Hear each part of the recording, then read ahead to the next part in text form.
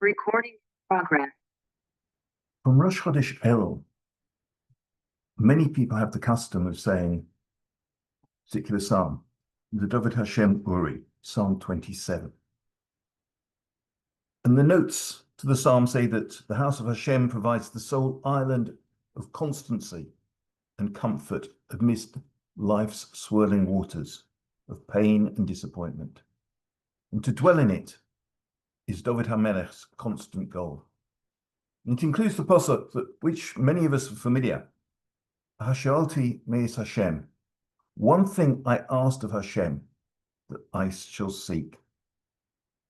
Would that I would dwell in the house of Hashem all the days of my life, to behold the delight of Hashem and to contemplate in his sanctuary. Rav Yaakov Galinsky, Zechet Tzaddik Livrocha, the famous Maggid, the famous storyteller in Israel, said that he was once visiting the Ponovitch of Rosh Yeshiva, Rav Yosef Shlomo Kahaneman, Zechet Tzaddik Livrocha, and he asked Rav Galinsky to explain that pasuk. He said, how would you explain the pasuk that says, David asks to dwell in the house of Hashem all the days of his life and to behold the sweetness of Hashem? And then at the end it says, and to visit his sanctuary. Why does he need to ask to visit? He's already dwelling there and for all the days of his life. Why does he need to ask to visit? And Rav Galinsky says, well, I know you've got the answer. Tell me your answer, and I'll then repeat it in your name. And I'm now repeating it in the Ponovitch Rav's name.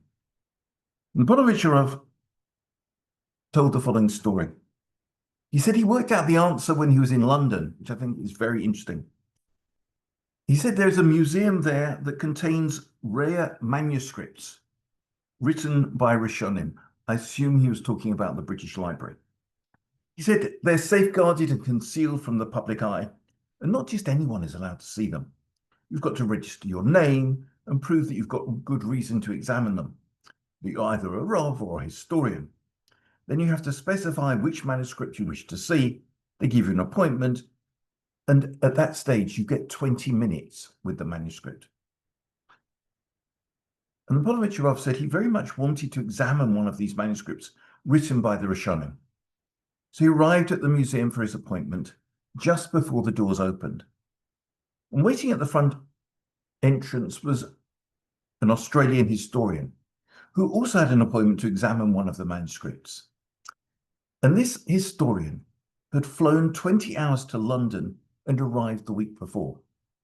He took a couple of days to get over his jet lag, and now he came to the museum for his appointment. When the doors opened, the Rav said they were invited inside, and the curator laid the manuscript that he'd requested on one table and the manuscript that the Australian had requested on another. He said before he was shown inside, we'd been in the middle of a conversation. He was from Sydney, and I knew a lot of people from Sydney who were acquaintances of his. I asked him how they were doing, what was new with them, etc., but we didn't even consider continuing our conversation with them at that stage because we were now with the manuscripts. We only had 20 minutes and we needed to make the most of the time we'd been allotted. The Rav said he needed to spend every minute of the time to decipher the writing so that he could read it comfortably, study the content, and he hoped learn a Chiddush and draw out as many gems as he could from it. In 20 minutes, the curator would return to take back the manuscript.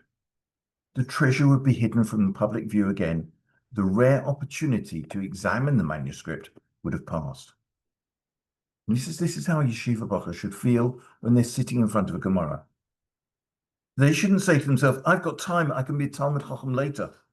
Because this time, this hour that you have will never come back. It's fleeting. Soon it will pass and will be gone forever. And he will have one less hour to make himself a Talmud Chacham.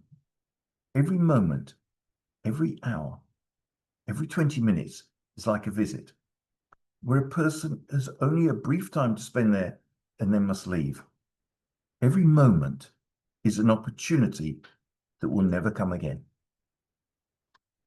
That's how David HaMelech described his time spent in Hashem's house, as if he were only visiting and would never get back that time again. But we're not Yeshiva Rogarim. How does it apply to us? Rabbi Tzvi Sintner very interestingly said that there are 86,400 seconds in a day.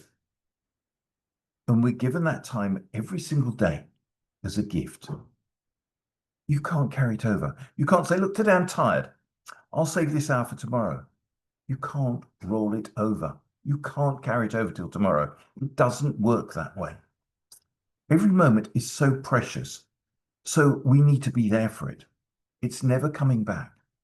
The only way to use it right is to be completely present. And that will give us true simcha, the joy with using what we're given correctly. Now, other people may be having more fun than us, but we're having more meaning because we're present. It goes by so fast. And maybe our lesson for today is to make every second count.